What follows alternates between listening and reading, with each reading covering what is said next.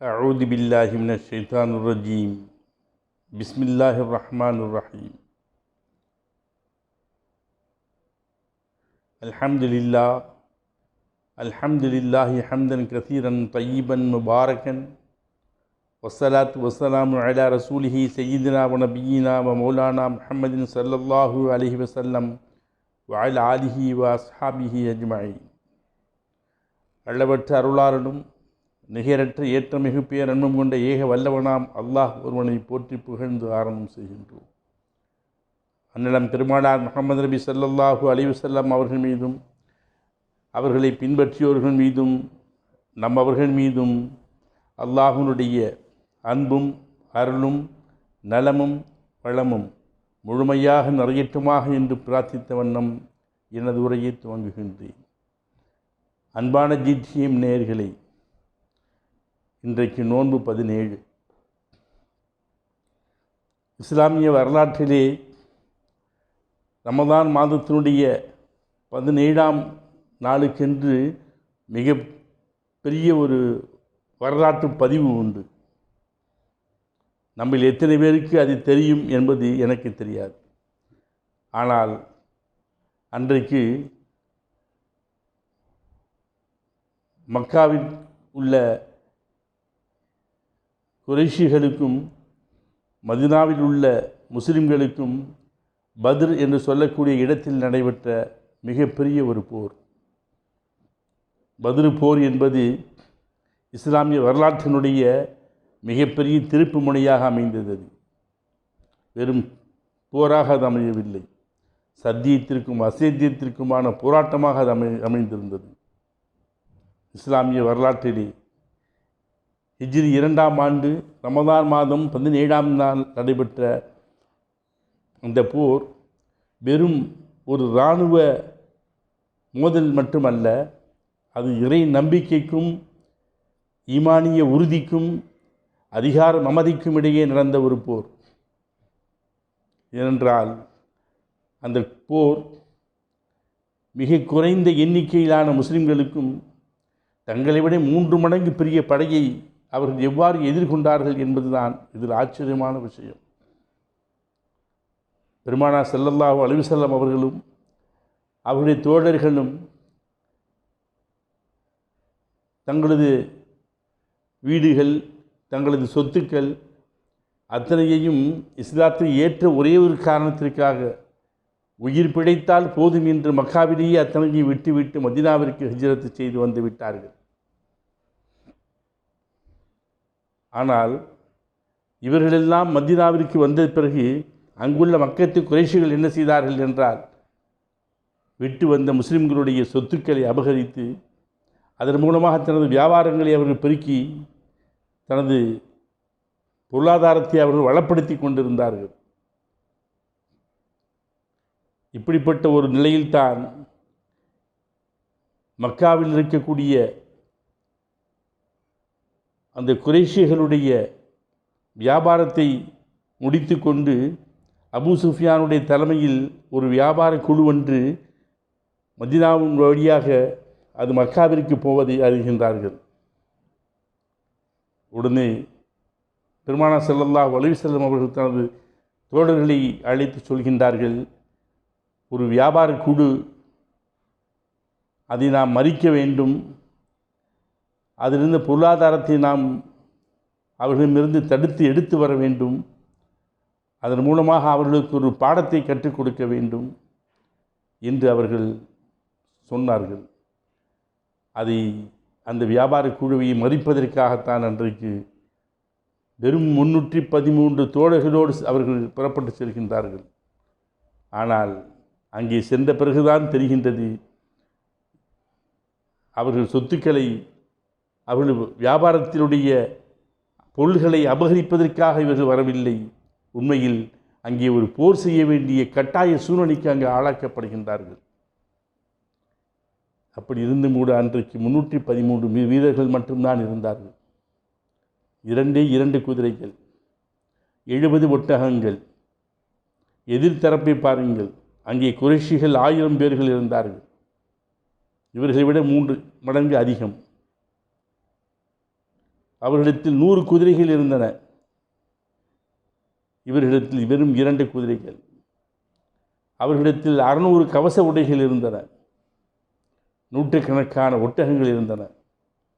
இவர்களிடத்தில் வெறும் 70 ஒட்டகங்கள் இருந்தன. போர் நடக்க வேண்டிய சூழ்நிலை வந்துவிட்டது. ஆனால் உண்மையில் இவர்கள் எதிர்பார்த்து வந்த அந்த வியாபார குழு வேறு வழியாக அது மக்காவை நோக்கி சென்று விட்டது. போருக்கு முந்தைய இரவு பெருமானார் ஸல்லல்லாஹு அலைஹி வஸல்லம் அவர்கள் அல்லாஹ்விடம் கையேந்தி அவர்கள் துஆ செய்கின்றார்கள். அவர்களுடைய முகமெல்லாம் தாரை தாரையாக கண்ணீர் வழிந்து ஓடுகின்றது. யா ஹய்யுன் யா கய்யூம் பிரஹ்மதிக அஸ்தகீத். யா அல்லாஹ், இந்த சிறிய குழு இன்றைக்கு அழிந்து விட்டால் இந்த பூமியில் உன்னை வணங்குவதற்கு யாரும் இருக்க மாட்டார்கள். அல்லாஹ் அந்த பிரார்த்தனையை ஏற்றுக்கொண்டான். போர்க்களத்தில் உதவி செய்ய 1000 வானவர்களை அவன் இறக்கி வைத்தான். அன்றைக்கு அவர்கள் வியாபார கூட்டத்தை மறித்து பொருளை அபகரிப்பதுதான் நோக்கமாக இருந்தது. ஒருவேளை அப்படி நடந்திருந்தால் இஸ்லாமிய வரலாற்றிலே அது ஒரு களங்கமாக, ஒரு கருப்பு பக்கமாக மாறியிருக்கும். இன்று வரை எதிரிகளுடைய விமர்சனத்திற்கு நாம் ஆளாகி இருப்போம்.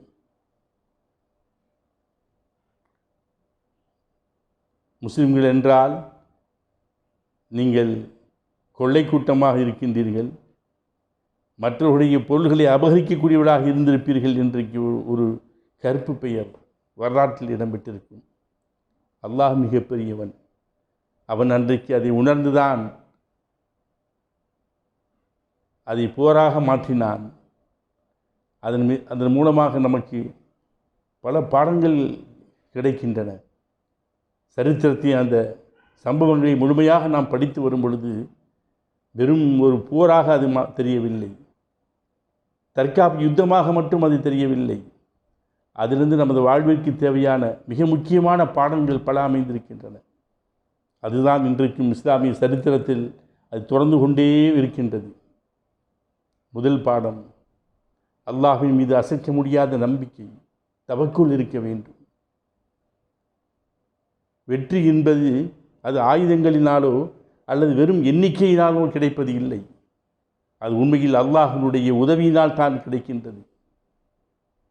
நம்முடைய கடமையை நாம் முழுமையாக சரியாக செய்துவிட்டால் முடிவு எப்படி இருந்தாலும் பரவாயில்லை, அது அல்லாஹ்வின் மீது பொறுப்பை சுமத்திவிட்டு அவன் ஒப்படைத்து விட்டால் அது நன்மையாக இருந்தால் அல்ஹம்துலில்லாஹ், தீமையாக இருந்தாலும் அதன் மூலமாக ஒரு நன்மை நமக்கு பின்னால் கிடைக்கும் என்பதை நாம் உணர்ந்து அதற்கும் அல்ஹம்துலில்லாஹ். அடுத்ததாக கலந்து ஆலோசிக்க வேண்டும். பெருமானார் ஸல்லல்லாஹு அலைஹி வஸல்லம் அவர்கள் இறை தூதராக இருந்தாலும் போர் வியூகம் அமைப்பதிலே அவர்கள் தனது தோழர்களுடைய ஆலோசனைகளை கேட்டார்கள். இன்றைக்கு தலைவராக இருக்கக்கூடியவர்களெல்லாம் தான் எடுத்ததுதான் முடிவு, தான் சொல்வதுதான் சட்டம், இதைத்தான் நீங்கள் ஏற்று நடக்க வேண்டும் என்று ஒரு அதிகார வர்க்கத்தோடு மமதியோடு சர்வாதிகாரிகளைப் போல நடந்து கொள்வதை பார்க்கலாம். ஆனால் அன்றைக்கு பெருமானார் ஸல்லல்லாஹு அலைஹி வஸல்லம் அவர்கள் தோழர்கள் ஒருவரான அன்சாரி தோழர் ஹப்பாப் இப்னு முன்திர் என்பது அவருடைய பெயர், ரலியல்லாஹு அன்ஹு அவர்கள் ஒரு ஆலோசனை கொடுக்கின்றார். நாம் இதை தாண்டி அங்கே செல்ல வேண்டாம், இந்த இடத்தில் குடிப்பதற்கான நீர் நிலைகள் நமக்கு இருக்கின்றன, அதற்கு அருகிலே நாம் தங்கிவிட்டோம் என்றால் நமக்கு தண்ணீர் பிரச்சனை ஏற்படாது என்று சொன்ன பொழுது உடனே பெருமானார் ஸல்லல்லாஹு அலைஹி வஸல்லம் அதை ஏற்றுக்கொள்கின்றார்கள். இதுதான் கலந்து ஆலோசனை செய்வது. ஒரு நபியாக இருந்தாலும் கூட அவர்கள் ஒரு சாதாரண தொண்டனுடைய அந்த ஆலோசனையை கேட்டு அதற்கும் ஒரு முக்கியத்துவத்தை கொடுத்து அவர் ஏற்றுக்கொண்டார்கள். அது அவர்களுக்கு சாதகமாகவும் மாறிவிட்டது. எதிரிகளாக இருந்தவர்கள் அன்றைக்கு குடிபோதையிலும் ஆடல் பாடலிலும் இரவு முழுதும் கூத்தாடி கொண்டிருக்கக்கூடிய நேரத்திலே முஸ்லிம்கள் எல்லாம் அல்லாஹ்வை தொழுது கொண்டும் பெருமானார் ஸல்லல்லாஹு அலைஹி வஸல்லம் அவருடைய கட்டளைக்கு கீழ்ப்பணிந்து கொண்டும் இருந்தார்கள். எந்த ஒரு லட்சியமாக இருந்தாலும் சரி, அதற்கு ஒழுக்கம் அடிப்படையாக இருக்க வேண்டும் என்பதை நாம் இதில் கற்றுக்கொள்கின்றோம். போருக்கு செல்கின்றார்கள். புறப்பட்டு செல்லக்கூடிய வழியிலே அங்கே ஒட்டகங்கள் இவர்களுக்கு குறைவாக இருந்ததன் காரணத்தினாலே பெருமானார் ஸல்லல்லாஹு அலைஹி வஸல்லம் அவர்களும் மற்ற தோழர்களும் மாறி மாறி நடந்தே செல்கின்றார்கள். தலைவன் என்பவன் எப்பொழுதும் சுகபோகங்களை அனுபவிக்கக்கூடியவனாக இருக்கக்கூடாது. அவர்கள் மக்களோடு மக்கள் சேர்ந்து அவர்கள் படக்கூடிய அந்த கஷ்டங்களிலும் சிரமங்களிலும் தானும் ஒரு பங்கெடுத்துக் கொள்வது தான் உண்மையான தலைவனுடைய பண்பாடு என்பதை பெருமானார் ஸல்லல்லாஹு அலைஹி வஸல்லம் அவருடைய வாழ்க்கையை நமக்கு உணர்த்துகின்றது. பத்ர் போர் என்பது வெறும் போர் அல்ல. போரில் இருந்து நாம் கற்றுக்கொள்ள வேண்டிய பாடங்கள் இருக்கின்றன. எத்தனையோ பாடங்கள் அதிலிருந்து கிடைத்தாலும் நமக்கு தரக்கூடிய செய்தி, முக்கியமான செய்தி என்னவென்றால், ஒரு சமூகம் நேர்மையாகவும் ஒற்றுமையாகவும் அல்லாஹ்வின் மீது முழு நம்பிக்கையோடும் இருந்தால் எப்பேற்பட்ட சவால்களையும் அது வெல்ல முடியும். இன்றைக்கு நம்முடைய அரசியலில் நாம் தோற்றுக்கொண்டிருக்கின்றோம் என்றால் வெல்ல முடியாத காரணத்தினால் அல்ல, நமக்குள் அல்லாஹ்வின் மீதான நம்பிக்கை இல்லை, நேர்மை இல்லை, ஒற்றுமை இல்லை, விட்டு கொடுக்கும் பண்பாடு இல்லை. அன்றைக்கு அந்த போரில் கிடைத்த வெற்றியின் காரணத்தினாலே மதீனாவிலே ஒரு மிகப்பெரிய ஒரு இஸ்லாமிய அரசு ஒன்று அது பலமாக அது அடித்தளமிடப்பட்டது. அல்லாஹ் அருள்மறையில் பதிவு செய்வான், வலக்கத் நஸரக்குமுல்லாஹு பி பத்ரின் வ அன்தும் அதில்லா ஃபத்தகுல்லாஹ லஅல்லக்கும் தஷ்குரூன். பத்ர் போரிலே நீங்கள் மிகவும் சக்தி குறைந்தவர்களாக இருந்தீர்கள்.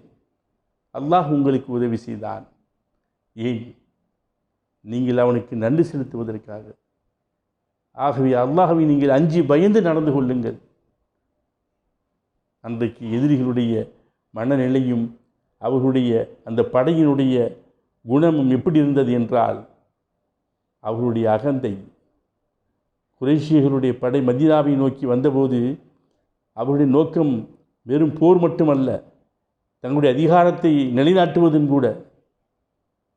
அன்றைக்கு மக்காவிலிருந்து விரட்டி அடிக்கப்பட்ட எதிரிகளெல்லாம் இன்றைக்கு நம்மை நோக்கி வருகின்றார்கள். நம்முடைய அதிகாரத்தை நாம் காண்பிக்க வேண்டும், அவர்களை விட நாம் தான் பலமானவர்கள் என்பதை அவர்களுக்கு உணர்த்த வேண்டும் என்ற திமிரோடு அவர்கள் வந்தார்கள். அபூ சுஃபியான் பாதுகாப்பாக அந்த வியாபார கூட்டத்தை கூட்டி சென்று விட்டதாக அவர் செய்தி அனுப்புகின்றார். அதன் பின்னரும் கூட அபூ ஜஹல் அந்த போரை தவிர்க்க மறுத்தான். நாங்கள் பத்ர் பகுதிக்கு சென்று அங்கே 3-4 நாட்கள் தங்கியிருந்து ஒட்டகங்களை அறுத்து சாப்பிட்டு மது அருந்தி இங்கிருந்து அழைத்து சென்றிருக்கக்கூடிய பாடகிகளுடைய இசையில் நாங்கள் தலைப்போம். அரபுலகமே எங்களை கண்டு அஞ்ச வேண்டும், முழு அரபுலகமும் எங்களை பார்த்து பயப்பட வேண்டும் என்று கர்வமாக அன்றைக்கு அவன் பேசினான். உண்மையில் மரணம் அவனை அன்றைக்கு அழித்து வந்தது. உக்பா இப்னு அபி முஐத் போன்றவர்கள் எல்லாம் போரை விரும்பினார்கள். ஆனால் உத்பா இப்னு ரபியா போன்றவர்கள், முஹம்மதுவும் அவருடைய தோழர்களும் நம்முடைய இரத்த உறவினர்கள் தானே, அவர்களை கொள்வதால் நமக்கு என்ன லாபம் என்று அவர்கள் போர் செய்யாமல் இருப்பதற்கான வழிகளெல்லாம் அவர்கள் சொன்னார்கள். ஆனால் அபூ ஜஹலுடைய ஏளன பேச்சு அவர்களை போருக்கு தள்ளிவிட்டது. ஏனென்றால் ஒரு அநியாயக்காரனுடைய அழிவு என்பது அவருடைய சொந்த கர்வத்திலிருந்து, அவருடைய சொந்த நாவிலிருந்து, சொந்த வாயிலிருந்து தான் ஆரம்பமாகின்றது. அன்றைக்கு பெருமானார் ஸல்லல்லாஹு அலைஹி வஸல்லம் அவர்கள் போர்க்களத்திலே ஒரு புதிய நடைமுறையை அன்றைக்கு அறிமுகப்படுத்தினார்கள். தோழர்கள் அந்த போர்க்களத்தின் ஒரு உயர்ந்த பகுதியிலே பெருமானார் ஸல்லல்லாஹு அலைஹி வஸல்லம் அவர்களுக்காக ஒரு சிறிய நிழற்குடையை அமைத்து தந்தார்கள். அங்கிருந்தான் நபி ஸல்லல்லாஹு அலைஹி வஸல்லம் அவர்களை அந்த போரை வழி நடத்தினார்கள். ஏனென்றால் போர்க்களத்திலே தளபதி ஒருவர் கொல்லப்பட்டுவிட்டால் அந்த படை சிதறிவிடும். படை சிதறிவிட்டால் அந்த இடத்தில் கலவரம் தோன்றிவிடும், தோல்வி மிக பெரிதாகிவிடும். அபூபக்கர் சித்திக் ரலியல்லாஹு அன்ஹு அவர்கள் இதை உணர்ந்துதான் பெருமானார் ஸல்லல்லாஹு அலைஹி வஸல்லம் அவர்களுக்கு அருகிலே வாழேந்தி அவர் பாதுகாப்பாக நின்றார்கள். இதில் நமக்கு என்ன பாடம் இருக்கின்றது? ஒரு இயக்கத்திற்கு தலைமை என்பது எவ்வளவு முக்கியம் என்பதையும், ஒரு தலைவரை பாதுகாப்பது தொண்டர்களுடைய முதன்மை கடமை என்பதையும் இது நமக்கு உணர்த்துகின்றது. ஆனால் தலைவன் நேர்மையானவர்களாக இருக்க வேண்டும். அன்றைக்கு அந்த நாள், அந்த வெற்றி பெற்ற நாள் யௌமுல் ஃபுர்கான் என்று அறியப்படுகின்றது, பிரித்தறியக்கூடிய நாள். குர்ஆன் அது யௌமுல் ஃபுர்கான் என்று குறிப்பிடுகிறது என்றால் சத்தியத்தையும் அசத்தியத்தையும் பிரித்தறியக்கூடிய நாள் என்று அது அழைக்கின்றது. ஏன்? நம்முடைய இரத்த உறவை விட நம்முடைய கொள்கை உயர்வாக இருக்க வேண்டும்.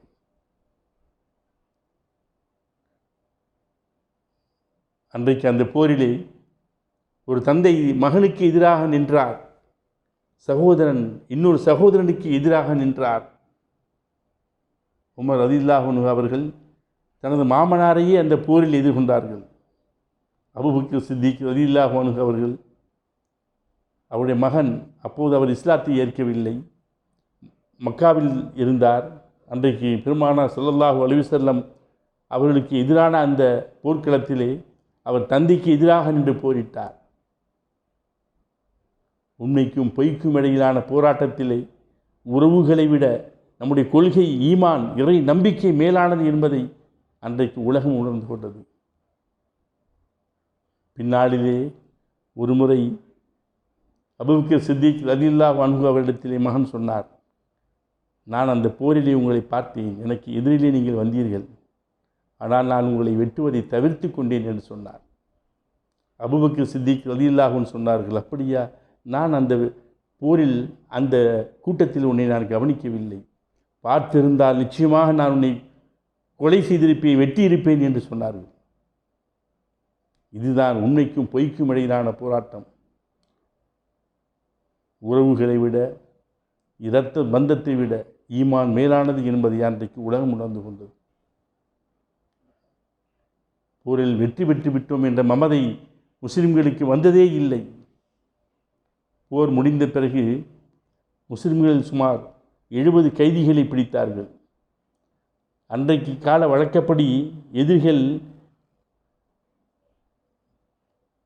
வெற்றி பெற்றவர்கள் எதிரிகளை கைதியாக பிடித்தால் அவர்களை கொன்று விடாமல், அப்படியே அவர்களை விடுதலை செய்யாமல் கொண்டு விடுவார்கள். ஆனால் பெருமானார் ஸல்லல்லாஹு அலைஹி வஸல்லம் அவர்கள் காட்டிய கருணை, பண வசதி இல்லாத கைதிகளை அழைத்து கேட்கின்றார்கள், உங்களுக்கு படிக்க தெரியுமா, எழுத தெரியுமா, வாருங்கள், மதீனாவில் இருக்கக்கூடிய படிக்காத சிறுவர்கள் 10 பேருக்கு நீங்கள் எழுதவும் படிக்கவும் கற்றுக் கொடுத்து விட்டு விடுதலை பெற்று விடுங்கள் என்று சொன்னார்கள்.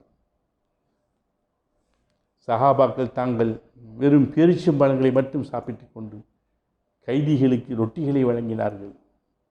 அன்றைக்கு ரொட்டி என்பது மிக உயர்ந்த உணவு. போர் நடைபெற்று முடிந்த பிறகு வெற்றி பெற்ற கூட்டத்தினர் எப்படி வேண்டாலும் செய்யலாம் என்ற நிலையிலே அவர்கள் அன்றைக்கு கல்வியின் அவசியத்தை உணர்ந்து இஸ்லாமியர்களுக்கு கற்றுக் கொடுக்க வேண்டும் என்பதை பெருமானார் ஸல்லல்லாஹு அலைஹி வஸல்லம் அறிவின் அவசியத்தை அங்கே உணர்த்தினார்கள். அல்லாஹ் அன்றைக்கு இரவு மழை பெய்ய வைத்தான், முஸ்லிம்களுக்கு அதை ஆதரவாக ஆக்கி வைத்தான், மணலை இறுகச் செய்தான், இவர்கள் நடந்து செல்வதற்கு தோதாக ஆக்கினான். அந்த இரவில் முஸ்லிம்களுக்கு ஒரு அழகிய சிறிய தூக்கத்தை அல்லாஹ் கொடுத்தான். அந்த தூக்கத்தினால் அவர்களுக்கு புத்துணர்ச்சியை கொடுத்தான்.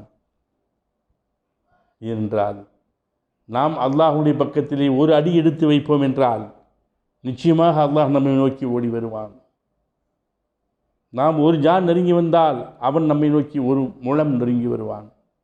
இதுதான் அல்லாஹ்வுடைய ஏற்பாடு. நாம் தான் பின்தங்கி இருக்கின்றோம். பத்ர் என்பது ஒரு சாதாரண நிலப்பரப்பினுடைய பெயர் மட்டுமல்ல. அந்த ஒரு பெயர் இன்றைக்கும் சரித்திரத்தில் மிக முக்கியமான ஒரு இடத்தை பெற்றிருக்கின்றது. அது ஒரு பெரு வெள்ளமாக மாறிய வரலாறு. அங்கே எண்ணிக்கையை விட உண்மையான எண்ணங்களுக்கும் ஈமானுக்கும் மன உறுதிக்கும் வலிமை அதிகம் என்பதை நிரூபித்த ஒரு இடம்தான் பத்ர். அன்றைக்கு பத்ர் போரிலே முஸ்லிம்களில் வெறும் 14 பேர் மட்டுமே வீர மரணம் அடைந்தார்கள். அவர்களில் எத்தனை பேர்கள் பங்கேற்றார்களோ அத்தனை பேருடைய பெயர்களும் இன்றைக்கும் இந்த ரமதான் மாதத்தினுடைய 17வது நாளிலே அவருடைய பெயர்களெல்லாம் உச்சரிக்கப்பட்டு அவருடைய நல்வாழ்விற்காக, மறுமை வாழ்விற்காக துஆ செய்யப்படுகின்றது. அவர்கள் பொருட்டால் நமக்கும் துஆ செய்யப்படுகின்றது.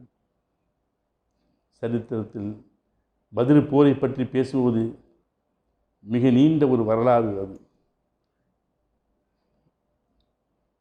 சிறுவர்கள் கூட அந்த போரில் ஈடுபட்டார்கள், வயதானவர்களும் ஈடுபட்டார்கள். அந்த நாளில் நாம் நினைவு கூறுவோம்.